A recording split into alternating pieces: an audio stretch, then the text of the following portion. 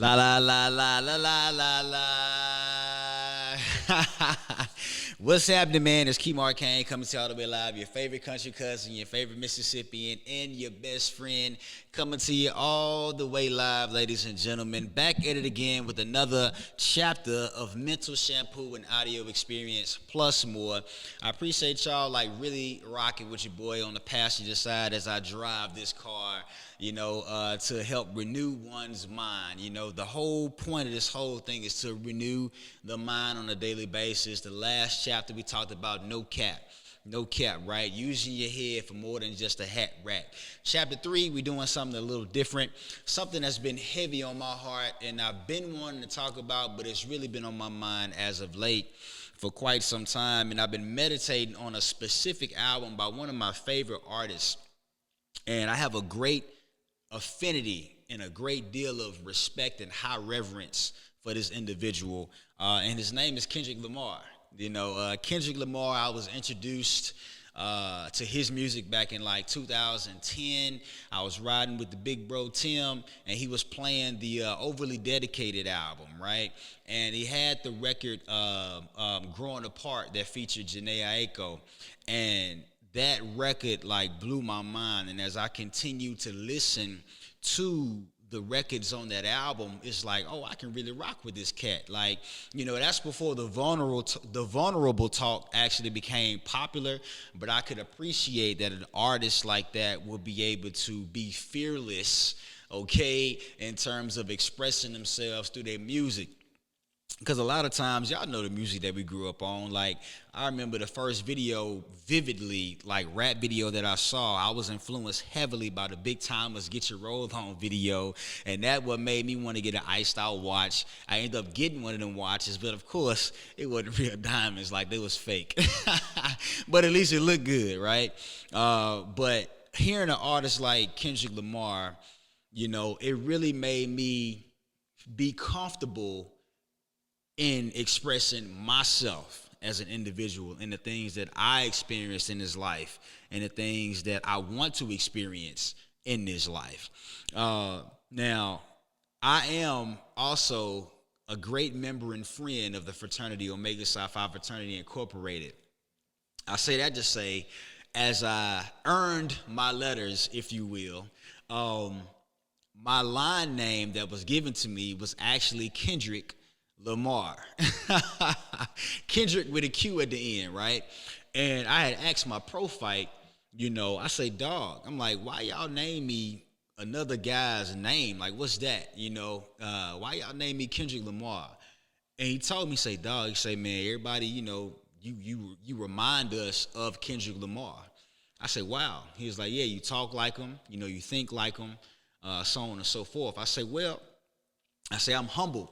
You know what I'm saying by that? And so now I can really rock with it after hearing the definition and the meaning behind that and the great deal of respect that I have for this young man. I'm yeah, I can rock with that then. But again, one of my favorite albums is the Damn album, and today's chapter is based on fear. And so I want to talk about actually a specific song on the album, and it's entitled Fear. After analyzing this album even the more, it was first released in 2017. And, when you first listen to albums, you kind of just listening for the fun parts, in a lot of ways you try to see what's a radio hit. For most people, me personally, I do like to listen to the lyrics, but the Humble track was buzzing in the streets. The DNA record was buzzing in the streets.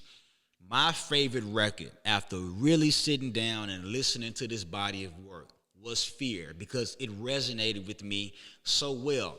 And we're going to break down the different verses 1 through 3, on how he talked about fear in his childhood, fear of his upbringing as a young black man in a certain environment, as well as fear transitioning into adulthood, right? So I want to talk about first how fear is instilled.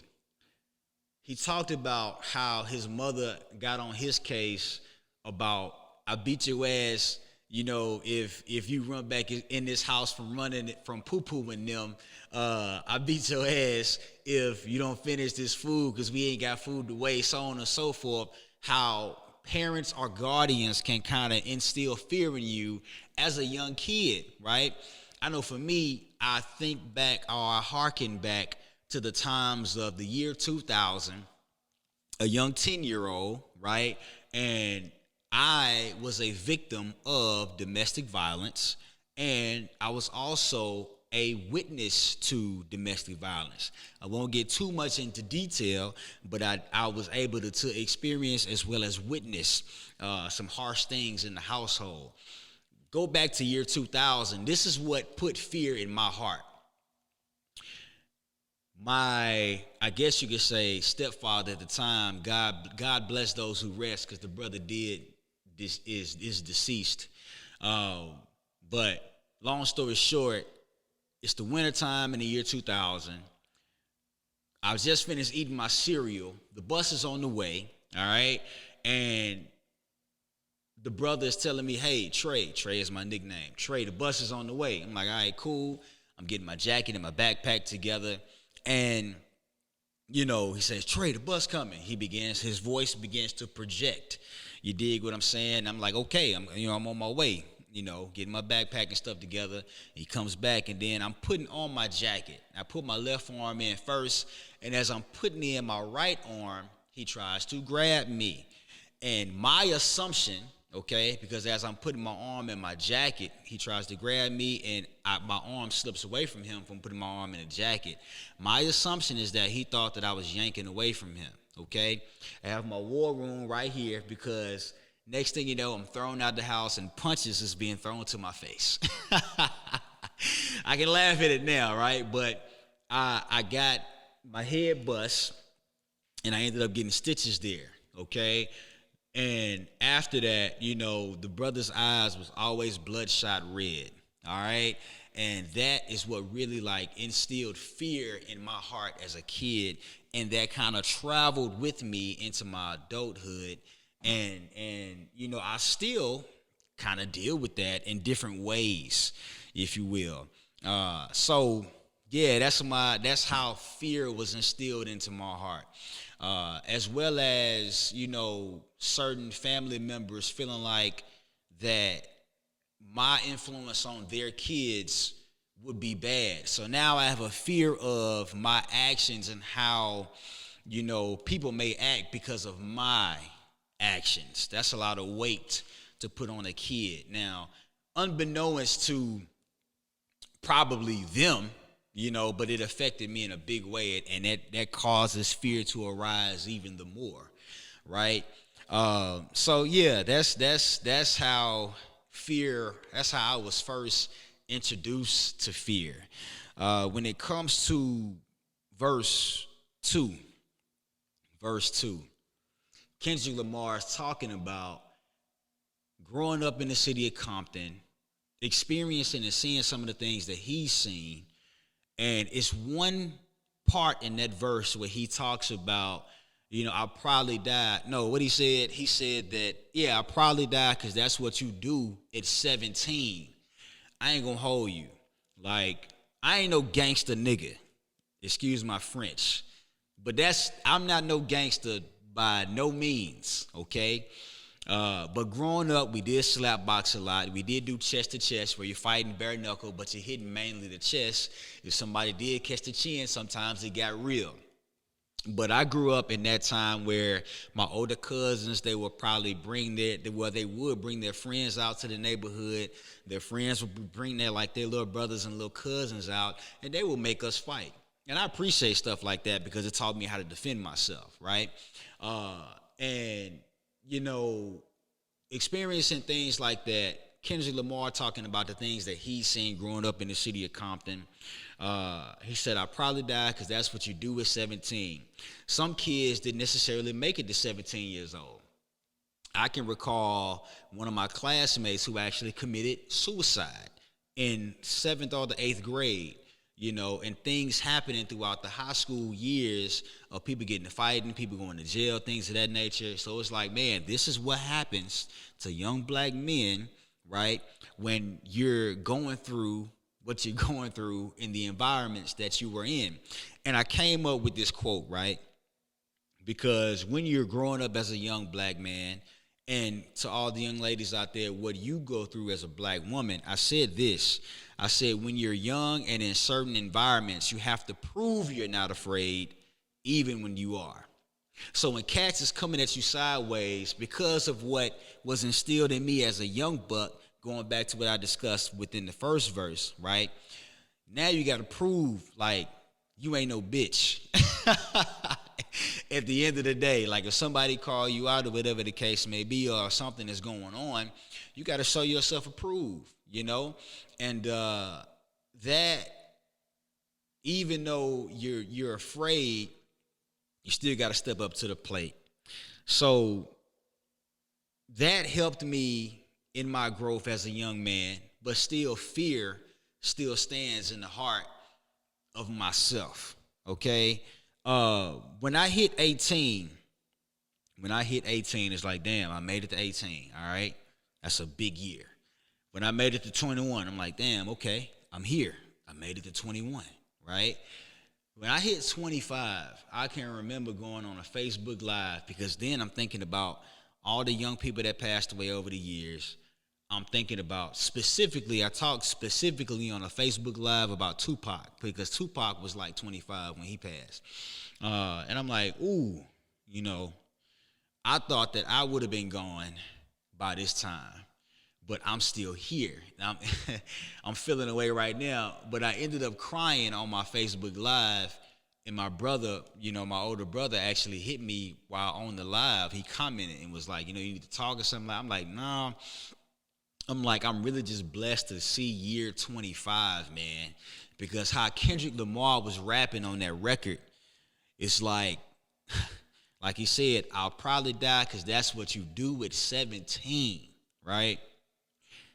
Man, I made it to 25 at that point. Even now at 31, it's like, man, I am so blessed to be here, because a lot of people don't make it. A lot of young black men don't make it, all right? And that's a fear that, you know, the older I get, there's a lot of gratitude there, but then there's a lot of fear there, thinking like, what else can I come across that may harm me? Because the true definition of fear, we all heard the acronym, right? It's false evidence appearing real. So it's a world of fallacy, right? But it is based on, a lot of the times, real life experiences like I'm talking about right now. But the actual definition of fear, it says to experience concern or anxiety, right? So when you're concerned or worried about certain things, anxiety is built up. And then, you know, when you think sickness starts in the mind. When you're thinking about all these things and you're worried about different things and you're concerned about different things, it hits the body physically, right? And that's where, you know, a lot of us deal with heart disease. A lot of us deal with different cancers and things of that nature. You know, it starts in the mind, you know, and it also begins in your stomach. That's another topic for another day, though. But yeah, you know, this record, it really hits me different, because I really think about and reflect on and analyze all the different things that I experienced coming up and that I've seen from other people coming up. Like, life is real, man. I'm here talking about the black experience, the black male experience, because that's who I am. So not to down nobody else's, and I don't even feel like I need to say that for real, but not to down any other races, experiences, or any other ethnic groups' experiences throughout their lives, but just being in this body, you know, being pulled over at night one time and having 5 white officers on me. And this is around the time when Mike Brown had passed away. I'm scared as shit. I don't know what's about to happen. It's 1 o'clock in the morning. I got 5 police officers on me, all white. My ex-girlfriend at the time, she was on the phone, had her own speaker. I'm like, yo, if you hear anything crazy, call my mom. Call my mom. You know what I'm saying? Like your mother is like that safe space, like that haven. Like George Floyd, his mother was deceased. He's calling out for his damn mom. That is mind blowing. And then you think about what happened recently with the young man Jelani. His eyes was missing. You know what I'm saying? I think like some of his parts of his body was dismembered from him, right? It's scary out here, man. So don't feel weird or out of pocket because you have a fear. If somebody tells you they have no fear, they are lying through their teeth. Like the old folks used to say, boy, you're lying through your teeth. So yeah, man, it's real out here. Like, even going into college, I can tell you about a time, like, again, even when you are afraid, you have to prove that you're not. In college, I spent some time at Belhaven University, and this was the end of the spring semester, okay? And I'm putting my stuff in my car. This is actually one of my favorite sweaters. I ain't care what nobody thought. It was like this might be a bad reference, but it's like a Bill Cosby type sweater. But I'm getting my stuff out my dorm, putting it in my car. The bottom floor of the dorm was all the football team. I lived on the second floor. So as I'm putting my stuff in my car, a couple of the players was yelling out the window, like, man, where you going with this ugly ass sweater on? You know, just clowning your boy. I don't let stuff get under my skin too easy. I give you about 3 strikes for real, and then that's a wrap. So I said, all right, strike 1. Didn't say nothing. Kept going to my dorm, getting my stuff, coming back. I come back down the second time, all right? And same thing. Where you going with this, man? You know, just clowning my sweater. Strike 2, okay? Third time I come down. Same vibe. So I'm like, all right, once I put that down, I went to the first floor, and I'm solo dolo. The whole entire football team was on this hall. I was ready to go blow for blow.